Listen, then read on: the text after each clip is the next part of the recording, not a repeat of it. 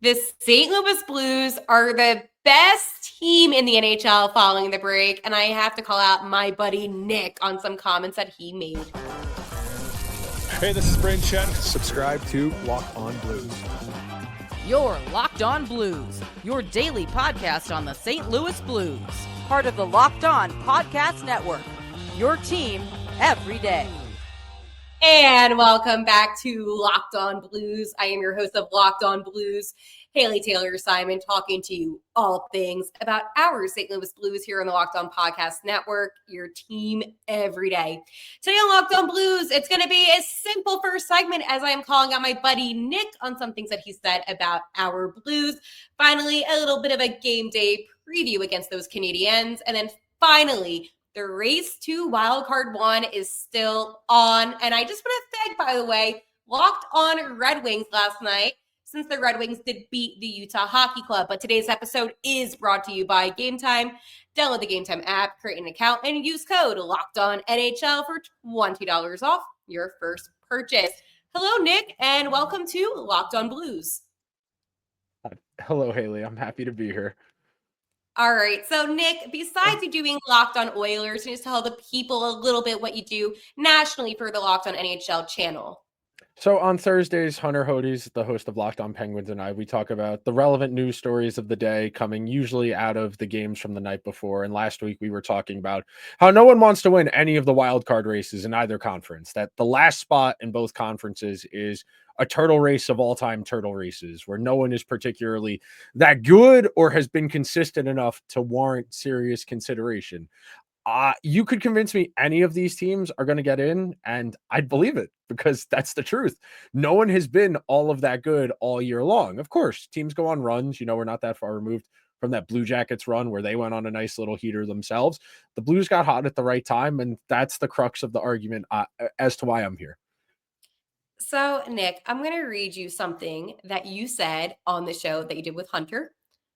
The Blues are somehow alive. You look at the Blues roster, it's not impressive in the slightest. And that's a quote direct from the show. So, Nick, it is. When we talk about the Blues roster, can we please talk about Zachary Bolduc, who is leading rookie goals, well, third overall, okay, underneath Matvei Michkov and Celebrini. Can you please tell me the 14 goals that he scored isn't impressive as a rookie? It is. It unequivocally is. So then how is that not impressive? Because we're talking about this in terms of, making the playoffs, being a Stanley Cup contender. That's what I mean when I say. Won a cup. Robert Thomas won a cup. I'm aware. I remember watching it. It was an all-time upset when they beat that Bruins team. I remember. Which we're all happy about, by the way. Yes and no. That Bruins team, this is a totally different aside, but that we Bruins gotta see Brad Marchand cry. But there's a part of me that feels like a team that was that good for that long. Bergeron, Chara, Marchand, Pasta, McAvoy, all those guys, they didn't come away with anything, and now they're kind of in the dumps. At least the Blues got their cup. But my main point and why I said the roster was unimpressive. They have a lot of nice pieces on an individual level, and obviously they've gelled very well. Jim Montgomery is a great coach. I wish the Oilers or the Rangers had the opportunity to get a Jim Montgomery because it's been a while since I've had a lot of confidence in the coach of my team. I think Chris Knobloch is pretty good, but Monty's got a really good track record, and very much so. I cannot believe he's the one who got the blame the roster's good. That team stinks. The Bruins objectively stink. Well, no, I was talking about the Bruins. Okay, wow. Yeah, the Bruins objectively stink. That's what I meant. Yeah, that's what you meant. I was like, yeah, that's what I meant. Yeah, no, the Blues don't stink. The Blues don't stink. I'm sorry. Okay, talk to me then. Jordan Kyrou leads the team in good points. Player. Good player. I would say Jordan Kyrou is probably good enough to be a first-line player on a Stanley Cup winning team, but he needs a superstar to augment him. He's not individual play driver on that superstar level. And again, we're talking about different things. Getting into the playoffs and being Stanley Cup good are two different things. So let me say this, a little fun fact for you, Nick. I'm going to come at you with some facts today. For 3+ seasons, Jordan Kyrou has scored more than 30 goals. But hey, I'm a big Kyrou guy. He's from the motherland. Start next to him. Brings me to the guy that you're disrespecting the most on the St. Louis Blues, Robert Thomas. What Robert Thomas is didn't make Team Canada. He's a best of 2C. He didn't make Team Canada. He didn't make it because he was injured. He didn't Look make at the Team summer Canada. projections. Again, I think Robert Thomas is a very good player. Me and my friends, when the Blues played the Devils back in November, we all bet Robert Thomas anytime goal scorer, and he scored 20 seconds into the game. I think Robert Thomas is very good. But we're talking about this on a sliding scale. You compare Robert Thomas to the first line centers of the teams that are ahead of them. You talk about McKinnon, you talk about McDavid and Jack Eichel, and you go to Mark Scheifele, and you go down the list, and don't get me wrong. I think Robert Thomas is a good hockey player, and it's a testament to the Blues development that he's been able to emerge in a less than ideal environment. 22nd overall pick, like he's yeah, been impressive. And when you're a team like St. Louis, you have to develop your guys. You have to find ways to bring your own guys along because you usually can get guys to come there. But once you're competitive already, it's not a place that you're going to be able to pull people in without overpaying them, which is a different conversation. But Chris Pronger, Gretzky. Yeah, that's right, Nick. Gretzky. That was 20 years ago, 30 years ago. I don't really brag about the Rangers winning the cup in 1994. That was 30 years ago. That doesn't really count anymore as far as I'm concerned. But the Blues are fine. I don't think they're bad. I just think their roster is meh. I mean, speaking of preseason projections, you look at the Blues and where they were projected to finish and where they're at now. And speaking of, the one thing I did want to touch on, because I went and looked. Yep.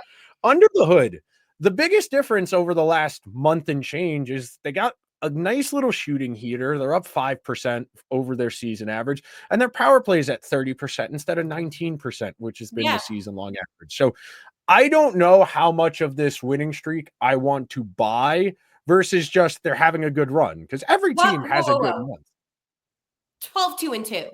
Yeah, 15 games. I looked. Yeah, 15 games versus their entire season-long numbers. I compared the two. When you get hot on shooting percentage and power play, those aren't inherently sticky. Those don't carry over as much as, and to their credit, their defense has been great. The underlying numbers as far as high danger chances and expected goals against, they've been outstanding over the last month. And that's been one of the driving forces, is that they're playing more offense, playing less defense. So they're able to score more. Their goal share is over 60% in the last 15 games or so. They've been playing great hockey for a month. It's just a matter of, how much do I believe this as something that's, transient, something that's sticky, and that's going to continue to carry over versus just, a good month on the power play and a good month on shooting percentage? That's my skepticism. Hollywood Holloway, 72 games. I love Dylan Holloway. 23 goals, 35 assists, 58 points, plus 16. But the Blues don't have a good roster. You guys couldn't develop him in Edmonton. I'm sorry. He didn't play. I agree with you. They miss him desperately. They miss his straight line foot speed. And again, Dylan Holloway is a nice player. He's probably a third liner on a Stanley Cup contending team. I would give you the same thing with a lot of the guys on the Oilers right now to extend an olive branch. The vast majority of the Oilers forward group are second and third liners beyond Connor, Leon, and Hyman. So this is not uniquely a Blues thing. There aren't a lot of good players all around to go around. There aren't enough elite players to go around to all 32 teams. And we haven't even mentioned the Blues don't have Colton Parayko and might not have Colton Parayko till the playoffs, which is a real issue as far as, can they maintain this? You're forgetting to mention the biggest asset to the Blues' defense. Take one guess on who I'm thinking of. It could be a number of people. One person. Who have I been defending all season? I mean, I was going to joke and say Ryan Suter, but... Ryan Suter. That is right, Nick. Ryan Suter, and again, he's 40, and I'm not calling him old in real life, but in hockey, that's old. Suits has been such a staple to this Blues' defense, and I never expected him to take the position that he's had to take this season. However, when you have veterans like Ryan Suter, and then you obviously have Cam Fowler, it does enhance the defense. But even Tyler Tucker, Matthew Kessel, I'm not going to lie here and say they're elite, because they're not elite players. Philip Broberg, I talked about my frustrations with him. Justin Folk, again, tons of frustrations, especially against that Canucks game. But I think overall, this team is doing something that they did 2019. And that team was so much better. No, 2019, no. Angelo, Ryan O'Reilly. Those are two fringe Hall of Famers. Those guys, but it's the same pattern that the St. Louis Blues had then. They weren't dead last. And they're riding it. They weren't dead last. Goaltending wins games. It does. It wins individual games over the course of a long season. I mean, they've gotten decent goaltending. They have. I mean, for the year before the start of the 12-2-1, they had 917 5-on-5 goaltending. They're at 927 over the last 15 games. Like, they've objectively had really good goaltending this year at 5-on-5, especially. That does matter. But again, speaking from experience, somebody who's watched a lot of teams where the goalie is their most important or best player, they can't win the game 0-0. That's why they've been scoring. Like, I don't think you understand my frustration with the comments that you made. I'm sorry, Nick. I just can't go there. I mean, Jordan Kyrou had a hat trick a couple weekends ago. I'm aware. I keep tabs on everything. They have a talented roster. But again, we're talking about it in different. We're talking about it in different ways. I'm talking about in terms of names, maybe like the Oilers, or maybe like some of the guys on the Panthers, or the Golden That's Knights. what I'm saying. That's what I'm saying. And look, you can win with aggregate. You can win. You can win on the aggregate. If you can win with a team where the talent is greater than the sum of its parts. That does happen from time to time in hockey. We do see extreme outlier teams. The 2019 Blues are probably the most extreme outlier example of that, where you don't have necessarily the blue chip elite first line center that has been the defining factor of winning in the NHL over the last 15, 20 years. You go through all of the cup winners. Ryan O'Reilly is probably towards the bottom half of that list when you talk about Crosby, you talk about Nick Backstrom, Braden Point, Steven Stamkos. Ryan O'Reilly is going to be a Hall of Fame candidate. I think he's not going to get in because he doesn't have, as many individual accolades as a lot of the guys. But you look through the history of the league over the last 10 to 15 years, Bergeron, Taves, Kopitar. He's not on that tier of guy. He's a notch below that, which isn't bad. That's a great career. A lot of people would sign up to have that career. But when we're talking about greatness in comparison, it's a solid, really good fringe Hall of Fame career. If we had an Olympics at some point in the last 10 years and he could have gotten a gold medal on a Team Canada, that would have meant a lot for his potential Hall of Fame candidacy. But one cup, no individual awards other than, I think, a Conn Smythe. Was he Conn Smythe in 2019 or was it Pietrangelo? Yeah. I forget. So one Conn Smythe and one Stanley Cup. That's probably not enough because he doesn't have the 1,000 points. He doesn't have, 1,500 games played, like crazy aggregate stats either. Really good player, but not on that threshold of what we would consider the Stanley Cup winning first line center for a Stanley Cup championship team. You say that, and I just want to remind you, the Nashville Predators, they have O'Reilly. Oh, guess who else they have? Stamkos. And how are they? But this is 2025. That's not the same. Exactly. That's my point. These are the younger guys of the next big generation in terms of names. I think Robert Thomas is a superstar-ish player. I think I need to see him be the driving force. And it's not just you. It gets me so fired up.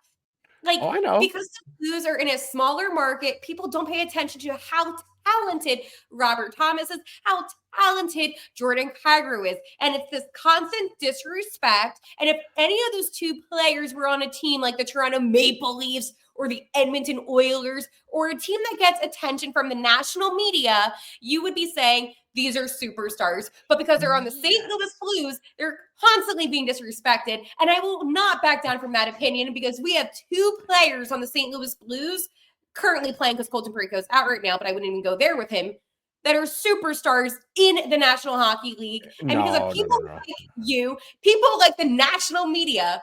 Hang on. I am going to fact check myself right here. Before the season, I made a list of the top, I think, 100 players in the NHL. And oh my gosh, really?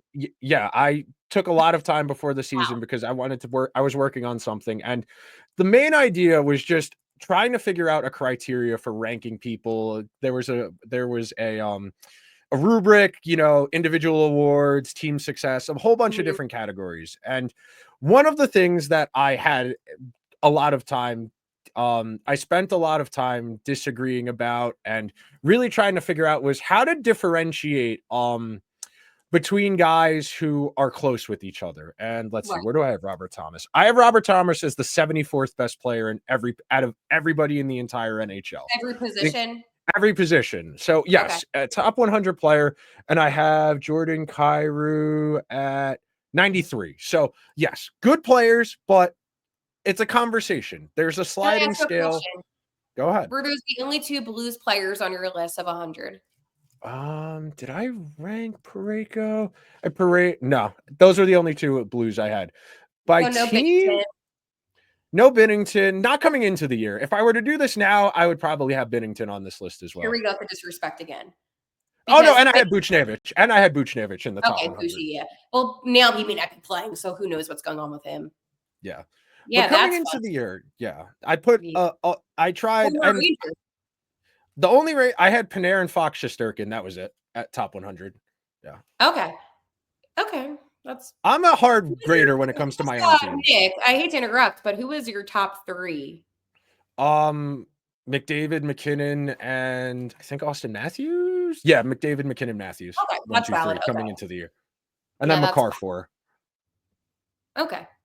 Yeah. So I mean, I trust your hockey knowledge. Obviously, that's why I have you on. And this banter that we have right now, it's all fun. And Nick does such a great job with his show. But I feel like I just have this sense of frustration hearing that, especially going against a team like the Canucks, where, I mean, I understand people love Quinn Hughes, right? We want to see Quinn Hughes. Hunter said that.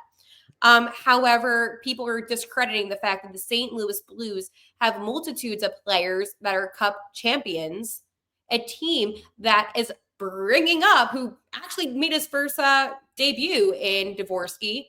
Yeah. But yet, because the St. Louis Blues are not the Maple Leafs, they don't get enough recognition. And us Blues fans, we know this team is under the radar. We know we're not getting the credit, even though we're the best team coming out of the break. We're better than the Winnipeg Jets coming out. I'm not saying we are better than the Jets, but out of the break. No, I got you. So that's where my frustration lies. And I hope on your national show that you do with Hunter, you can at least bring up the fact that the St. Louis Blues have players that are extremely talented, extremely motivated, and are currently today on March 25th at 4:54 p.m. Eastern Time, the best team coming out of the break with a 12-2-2 record.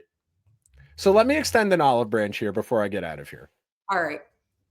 Most of my skepticism is rooted in the previous 57 games they played, not the last 15. Of course, you got a mid-season coaching change, you got a new season, you got a new coach bump, and the new coach bump is very real. If they continue playing the way they have over the last month, they'll probably get in over the Canucks, who have not played particularly well. They'll outlast Utah. The Flames are really just Dustin Wolf trying his absolute best. And don't get me wrong, he's having a great season. If I had a vote, I would be voting him for Calder because I think the work he's done for that team is the only reason they're really competitive this year. I agree. Dustin Wolf's incredible. Yeah. I think that... Oh, sorry. Go ahead. Heading into the season, the bottom teams of the Central Division, we did a show. Obviously, the Blues were in that. And Seth and I were talking, and we said we believe that the 2 wildcard teams will both be from the Central Division. Yeah, the Central is a lot better than the Pacific because you look at that bottom half of the Pacific, the bottom half of the Pacific Division. Everybody kind of beats up on those teams. The Sharks and the Ducks they've had a little bit of a pulse over the last. The Sharks are problematic for the Blues, though. They've always been that way. There are some teams like that. They, no matter how good or bad they are, they're always going to beat you for whatever reason. But yeah, right now, if I had to handicap it, I don't have a strong feeling for any of these teams with 10-ish games to go. These games now, all for a team like for the Blues, every game's a playoff game now, basically, especially because you got a lot of games against teams you're in not direct competition with, but other teams that really need the games. The one thing I will say, last thing I'll say before I get out of here, they've had I don't want to say easy, but easier schedule over the last handful of games without Parayko. So I want to see how they fare without him in more than just a short spurt, because nobody believes in us is a great mentality. You can ride that nobody believes in us underdog mentality all the way. We see that all the time in sports. It's a really powerful motivator.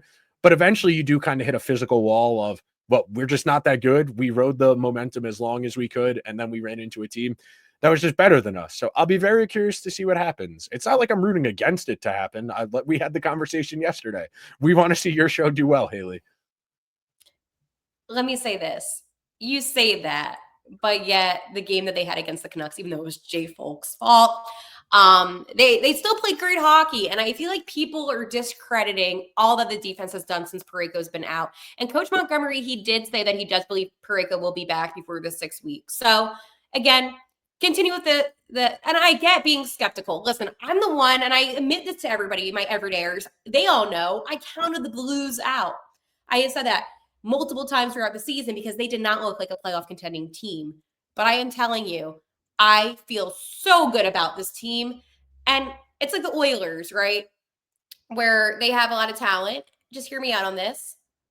But at the end of the day, I thought, Edmonton was going to win the cup. And this is not a diss to Edmonton, but the Panthers were able to do something that I didn't think that they would be able to do. So I think that when we project a little bit too much into the future of, because there's superstars on this team, did you really think Connor McDavid was going to lose in the Stanley Cup in Game 7? No, nobody thought that. So I know I'm not trying to compare Robert Thomas and Jordan Kyrou to Connor McDavid in any way, okay? Well, right now, because Connor's hurt, you can have that argument because Connor's probably not going to play till middle of next week. So for right now, technically speaking, those guys are better than Connor McDavid. So at least next Tuesday. Expect Connor McDavid like that because he is one of the best. So I'm not going to even go on that route. But I'm just trying to compare to you that when people count out a team, there's always that resilience and there's always that extra motivation. And that's what you saw out of the Florida Panthers in the Cup last year. So, I mean, listen, 10 games left, a lot can happen. I don't suspect the Blues to hoist the Stanley Cup in any way. I'm not that delusional. But it's been a couple years since we've been to the playoffs, Nick. And the Blues are better than the Canucks. They're better than the Flames. And you're going to I'll give you the Flames.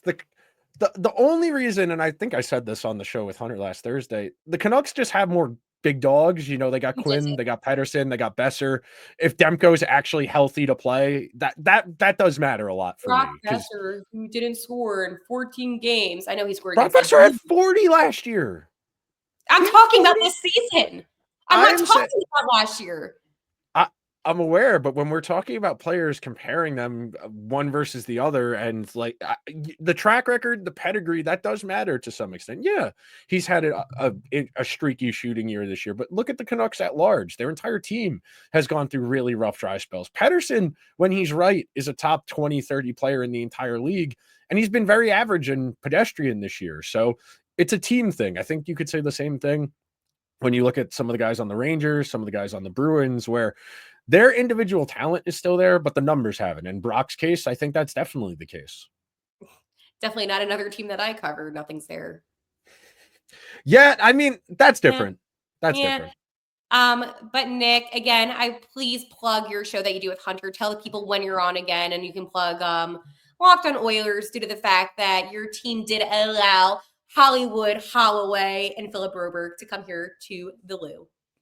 So Locked on NHL, I'm on there every Thursday with Hunter. We usually do a pretty good job, I would say. The one problem we have with the Thursday show is Wednesday's always a light night in the NHL. There's only 3 or 4 games, so we really have to come up with some fun ideas. And then Locked on Oilers every day, talking about a Connor McDavid and Leon Draisaitl-less Oilers team to at least the middle of next week. So things are very interesting right now.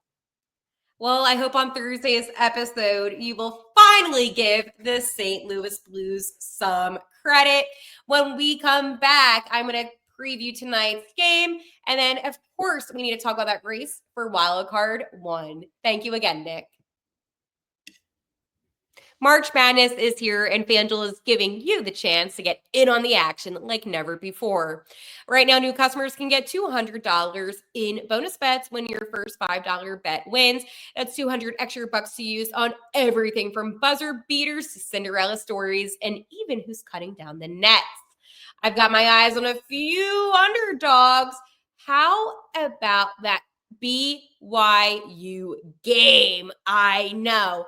Anyways, this is what you need to do. Visit FanDuel.com and get in on the college hoops action all tournament long. It's always fun having Nick on. We got into a really heated debate actually after we finished filming. But Nick did say to me, I'm going to put this on the record, that he will come on to Locked On Blues and apologize if the Blues end up making the playoffs. So I'm going to hold my buddy Nick to that. Nick is a good friend, but I need to focus on the St. Louis Blues' game tonight against those Montreal Canadiens. I have to tell you, I am so fired up for my Blues. I really love this team, so I'm excited about it.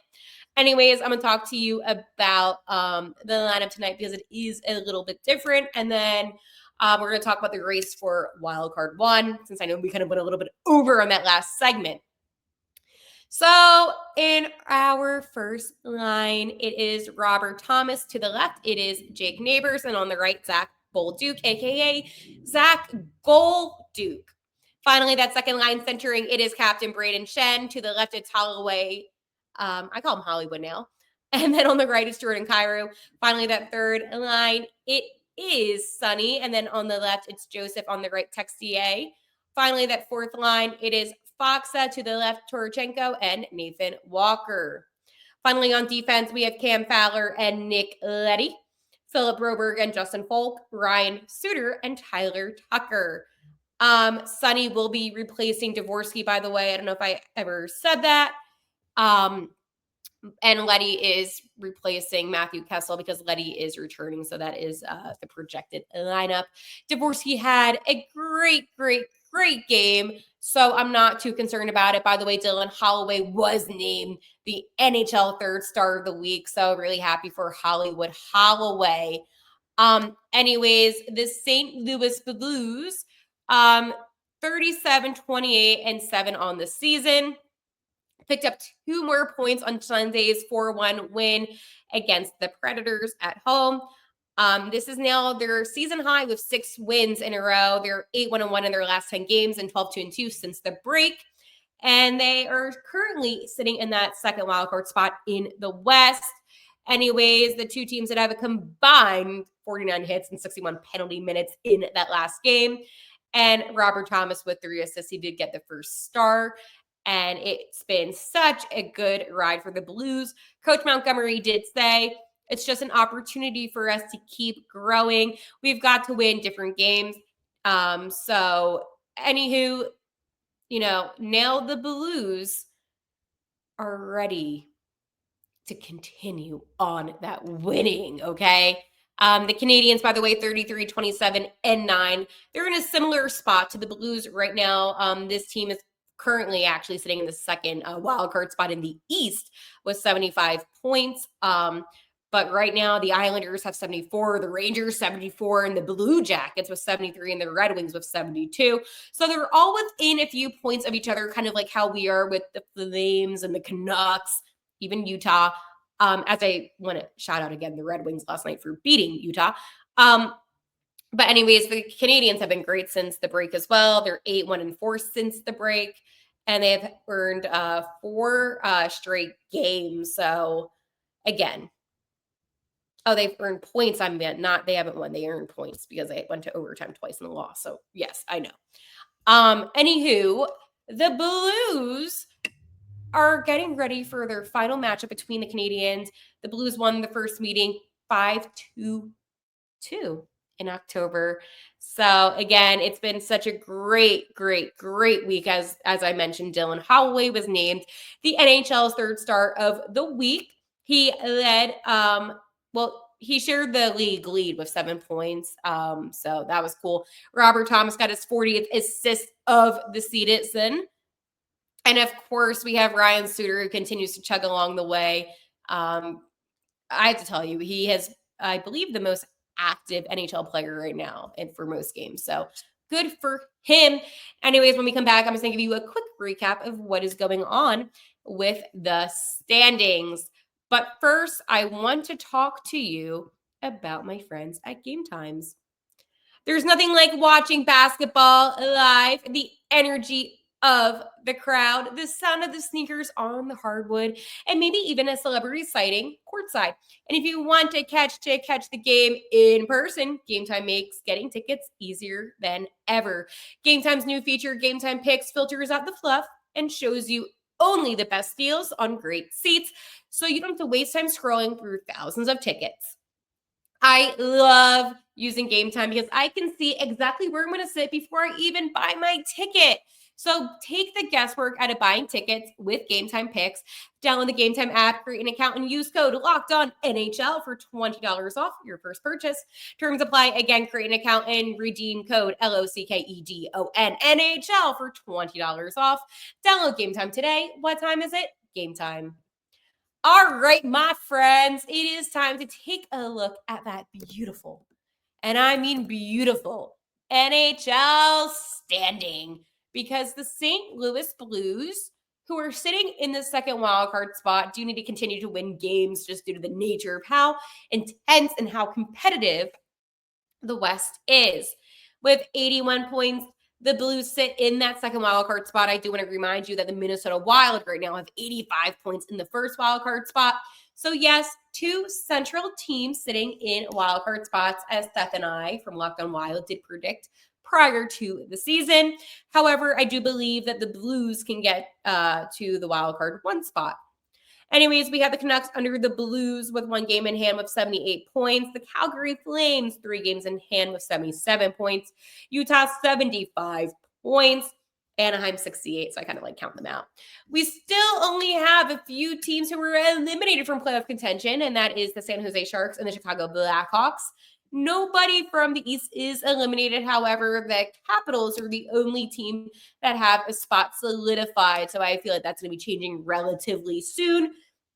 I do believe that the Blues will be able to maintain this second wildcard spot and even get a potential first wildcard spot. But I'm going to take a look at the rest of the Central Division. The Avs have 89, Dallas has 94, and Winnipeg has 100 points. I don't believe that the Blues could catch up to Dallas or Winnipeg, and maybe not even, Colorado. But still, I feel like the Blues can surpass the Wild and get that first wildcard spot. That is the goal. But tonight we do have a couple of games that you kind of should be on the lookout for, just due to the nature of what is going on with the Blues. We have the VGK and the Wild, and you want the Golden Knights to win. You also have the Kraken and the Flames, and you want the Kraken to win. Tomorrow, we do have the Islanders and the Canucks, and you want those Islanders to win. They beat us, so hey, let's go hope they beat the Canucks. But that is the goal. You want the Flames to lose. You want the Canucks to lose, and you just want Utah to continue to lose, and as well as Minnesota. So those are the teams you want to lose, but the one team we want to win is the St. Louis Blues. And with all that being said, and my dramatics and the yellow Nick, I will talk to you tomorrow. And like always, let's go Blues.